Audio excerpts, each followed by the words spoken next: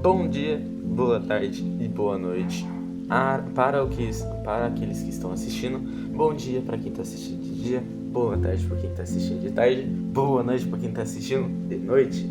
Eu sou o Thiago, tenho 16 anos, sou um futuro jogador de futebol através do propósito que Deus tem em minha vida, sou um servo de Cristo e sou um líder em treinamento dentro da minha igreja. O que eu queria dizer aqui é que hoje é mais um vídeo de devocional. Vamos lá? Então, o meu devocional de hoje é em Romanos, capítulo 3, versículo 1 ao versículo 30.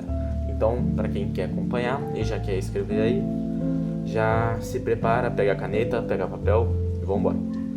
A palavra de hoje, ou a mensagem, que é o tema, está aqui em capítulo 3, é claro. Paulo responde a objeções e depois vamos para todos somos pecadores. Depois, o último tópico vai ser a justiça pela fé em Jesus Cristo. Então, o primeiro tópico, vamos lá. Aqui, Paulo fala assim: qual é então a vantagem do judeu?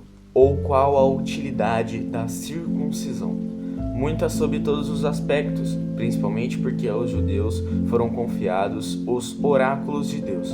E então, se alguns não creram, será que a incredulidade deles anulará a fidelidade de Deus?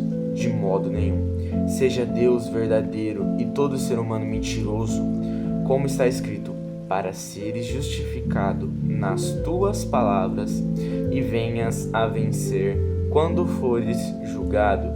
Mas, se a nossa injustiça evidencia a justiça de Deus, que diremos? Seria Deus injusto por aplicar a sua ira?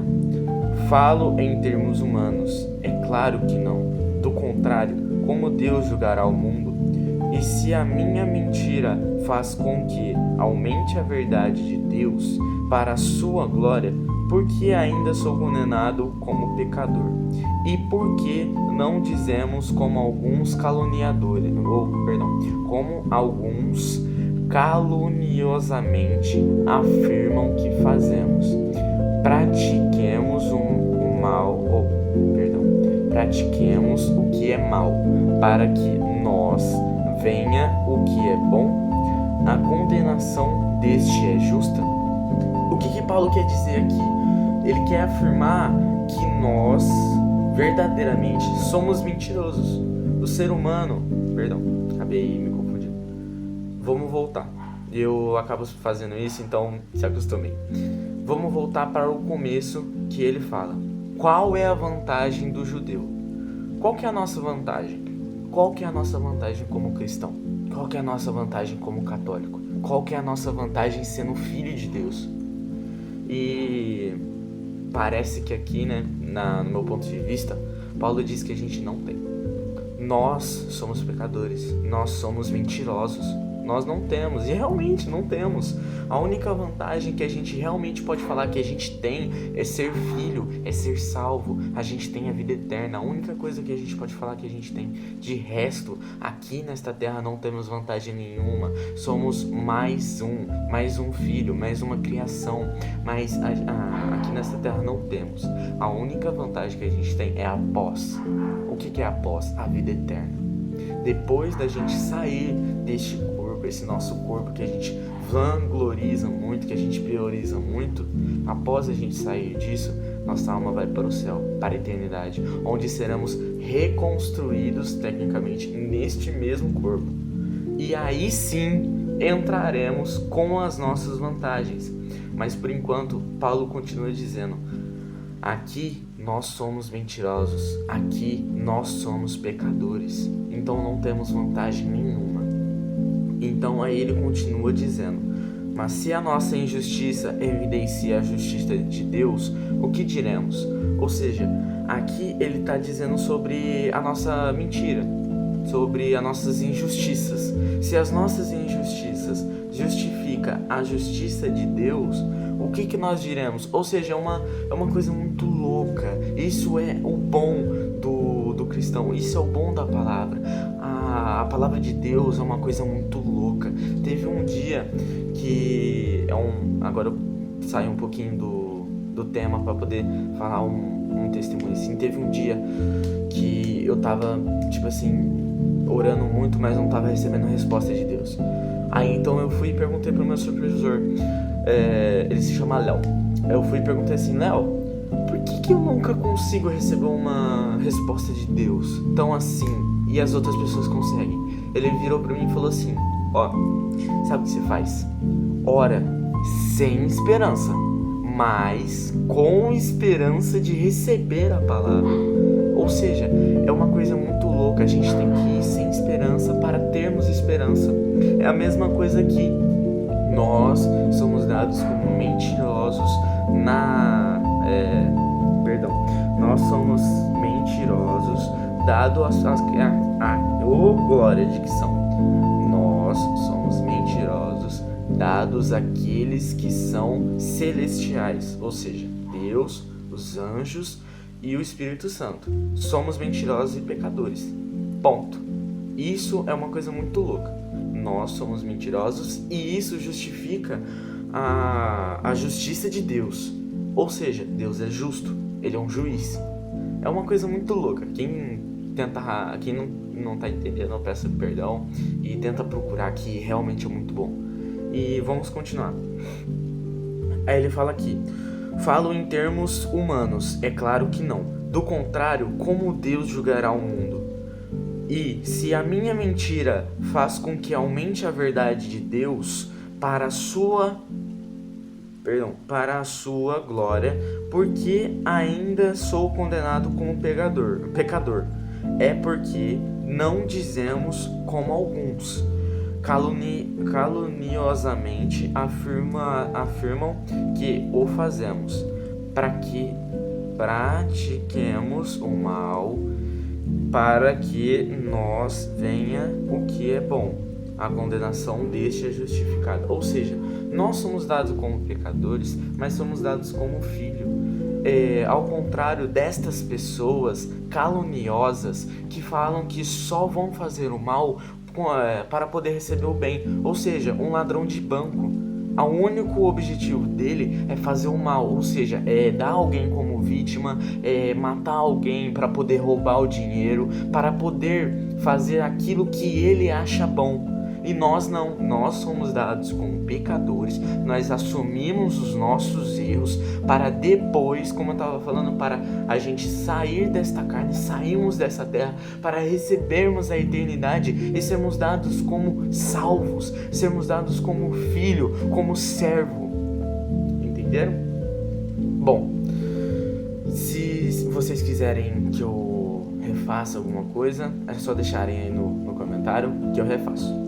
Agora vamos para o segundo tópico, que diz assim: todos somos pecadores. Que isso conclui: temos nós alguma vantagem? Não. Ou seja, é o que eu estava falando, não temos vantagem nenhuma. Temos alguma vantagem? Não, de forma nenhuma, pois já temos demonstrado que todos, tanto judeus como gregos, estão debaixo do pecado. Como está escrito: não há justo nenhum sequer, não há quem entenda, não há quem busque a Deus. Todos se desviaram e juntamente se tornaram inúteis. Não há quem faça o bem, não há nenhum sequer. A garganta deles é sepulcro aberto, com a língua enganam, veneno de víbora está nos seus lábios, a boca eles a têm cheia de maldição e amargura. Seus pés são velozes para derramar sangue. Nos seus caminhos há destruição e miséria. Eles não conhecem o caminho da paz. Não há temor de Deus diante de seus olhos. Ora, sabemos que tudo o que a lei diz é dito aos que vivem sob a lei, para que toda boca se cale e todo mundo seja culpável diante de Deus, porque ninguém será justificado diante de Deus por obras da lei, pois pela lei vem o pleno conhecimento do pecado. Ou seja, aqui Paulo continua dizendo: não há nenhum justo sequer, não somos justos, não somos inocentes, não somos santos, somos pecadores, somos inúteis, porque somos realmente, nós somos inúteis, nós não temos mais nada. A partir do momento que a gente negou Deus, a gente não é mais nada, nós não somos mais nada. Isso deixa comprovada essa geração de hoje em dia. Essa geração de hoje em dia tem que fazer aqui como o capítulo 19 dizem, para que toda boca se cale. Nós temos que se calar e continuarmos adorando a Deus até que Ele venha. A única coisa que está faltando para que Deus venha foi o que eu já falei da última vez. Toda pessoa neste mundo tem que saber quem que é o único e verdadeiro Salvador. Até que todos saibam, Ele voltará e nos resgatará. Cada ovelha que está perdida, cada pessoa que está aí no mundo, a gente tem que salvar. Você tem que sentir aquele fogo. Quem busca Deus tem que estar com aquele fogo ativado, garantindo que está recebendo aquele fogo que diz assim: eu sou um filho de Deus, eu sou um servo de Deus, então eu quero ir lá e salvar os meus irmãos, eu quero ir lá e tirar aquela pessoa das drogas, eu quero ir lá e tirar aquela pessoa da cocaína, tirar aquela pessoa da balada, eu quero resgatar aquela pessoa que eu digo como irmão. A gente tem que ter mais isso na nossa cabeça. Nós não somos justos, nós não somos úteis. Nós temos que ter esta cabeça. Aqui nesta terra não somos úteis, não somos justos. A única pessoa que pode falar que a gente realmente é justo e útil é Deus. Mas ao contrário disso, não somos. A gente tem que entender isso. Toda boca aberta engana as pessoas. Mesmo uma mentira que eu posso falar agora, eu estou enganando vocês. Toda esta pregação que eu estou falando, todo esse devocional que eu estou falando, pode vir alguém e falar outra coisa. Pode vir alguém e falar: não, essa pessoa está mentindo. E você pode acreditar. Você pode virar e falar assim: nossa, é verdade, está me mentindo, sem você saber. Porque toda boca é enganosa. E isso revolta eu falando: a gente não é justo, não há justiça nenhuma, nem sequer, não há nenhuma. A gente só tem que buscar a Deus e continuar louvando a Ele. Estas pessoas de hoje em dia pensam que a gente orar para Deus, a gente fazer nosso devocional, a gente louvar a Deus é uma coisa fútil, é uma coisa inútil. É claro, uma coisa inútil para você que tá aí na droga, que tá aí na bebida, que tá aí se embriagando. E às vezes as pessoas ainda acham que isso aqui é demais, que eu falando isso aqui é uma coisa, nossa, meu Deus, extravagante. Não, é uma coisa muito simples. Teve uma vez que eu escutei uma pessoa falando assim: se o ateu tiver certo e a minha vida inteira eu ter adorado a Deus, eu ter sido uma pessoa melhor, eu ter cuidado mais do meu corpo, eu ter orado mais, eu ter ganhado mais oportunidades, o que eu perdi? Me diz, o que eu perdi?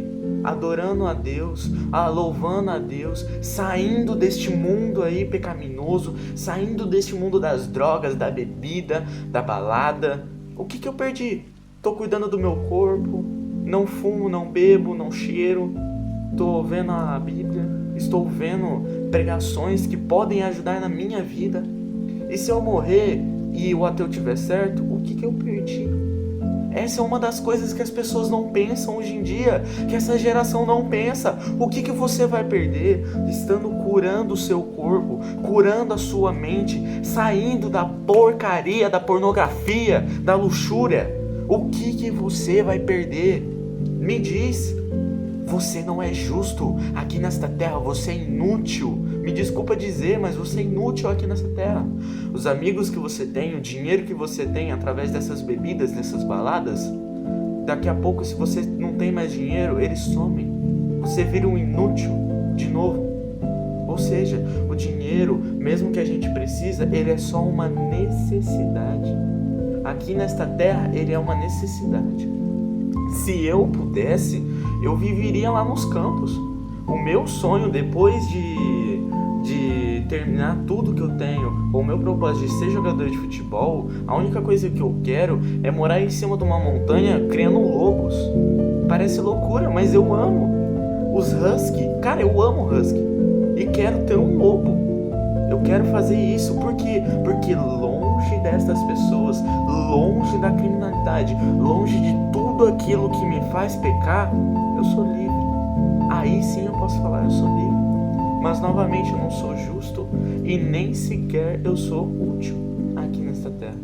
A única coisa que eu sou útil, novamente digo, é para Deus. Eu sou útil orando, porque eu estou me aproximando de Deus. Eu sou útil fazendo meu devocional, porque eu estou recebendo a palavra de Deus. E eu sou útil cuidando do meu templo, não fumando, não bebendo, não indo para balada, saindo da pornografia, saindo da luxúria, não procrastinando, indo para academia, me alimentando bem. São as únicas coisas que a gente pode falar. Eu sou útil, porque eu estou cuidando do meu templo, estou cuidando da minha cabeça, recebendo a palavra e estou me aproximando mais de Deus. É a única coisa que pelo que eu entendi, Paulo diz para nós. Porque de resto, somos pecadores, somos inúteis, não somos santos. Nós somos inúteis nesta terra, lembrando, nesta terra. Bom, vamos lá. Agora, terceiro e último não é capítulo, eu esqueci o negócio. Terceira e última mensagem: a justiça pela fé em Jesus Cristo. Mas agora, sem lei, a justiça de Deus se manifestou, sendo testemunhada pela lei e pelos profetas. É a justiça de Deus mediante a fé em Jesus Cristo. Para todos, é sobre todos os que crerem, porque não há distinção, pois todos pecaram e carecem da glória de Deus, sendo justificados gratuitamente por sua graça, mediante a redenção que há em Cristo Jesus, a quem Deus apresentou como propiciação no seu sangue, mediante a fé.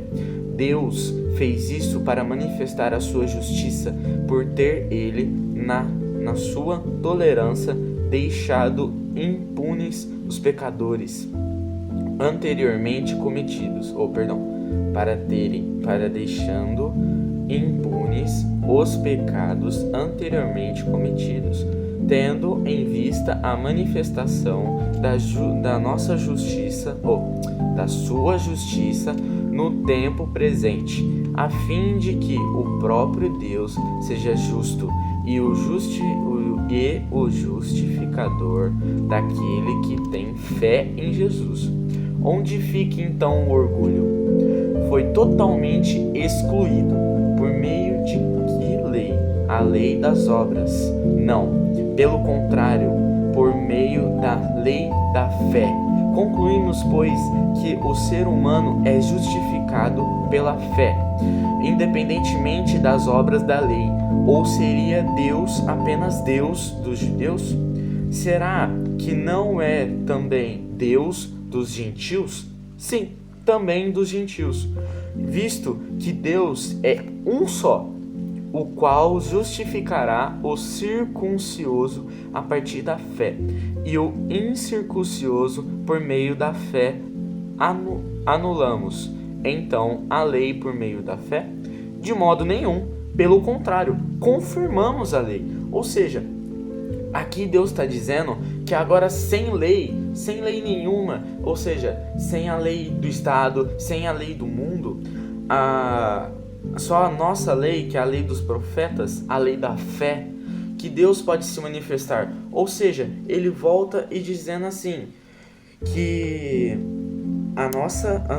que a lei dele revoga todos os pecados anteriormente cometidos. Ou seja, nós, ainda assim, depois de tudo que a gente fez, depois de termos matado um Deus vivo, depois de termos pecado tanto com a luxúria, tanto com a pornografia, tanto com tudo neste mundo, nós, nos voltando a Deus, nos batizando, concluindo que Ele é o único verdadeiro Salvador e começando nós a sermos uma pessoa melhor em Cristo, Peraí que eu tô tentando achar a palavra aqui que eu falei? Aqui.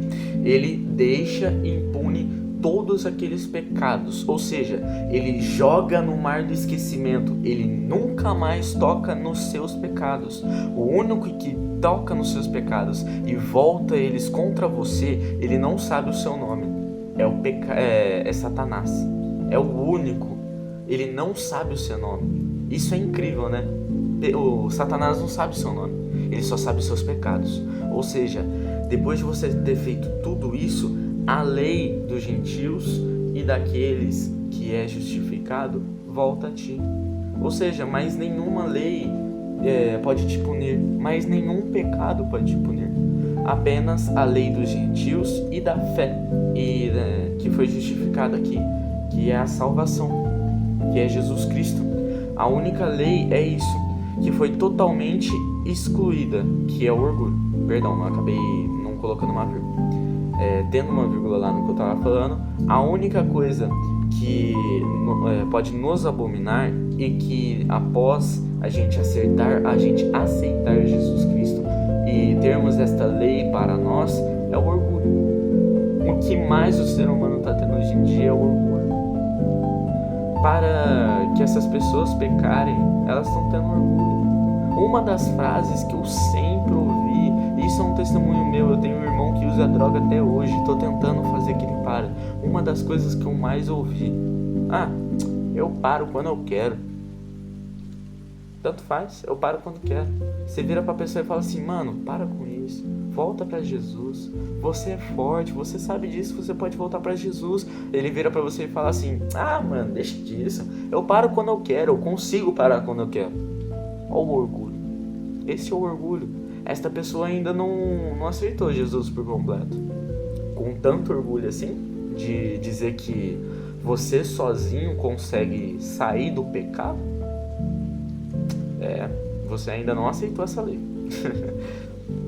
E para finalizar aqui, eu só queria dizer que Paulo termina nos dizendo que a lei pode voltar para os gentios também. Os gentios somos nós, que queremos as pessoas de volta, que queremos trazer essas pessoas de volta a Cristo. Essa é a única coisa que eu queria terminar dizendo. E este foi o meu devocional de hoje. Eu espero que você tenha entendido tudo que eu falei. Se não tem, eu peço perdão e eu quero que você deixe seu comentário aí, dizendo o que eu posso melhorar, o que eu posso tentar fazer para você conseguir entender melhor a palavra de Deus. E o que eu termino dizendo aqui é que muito obrigado por ter assistido até aqui. São 23 minutos de bênção na tua vida.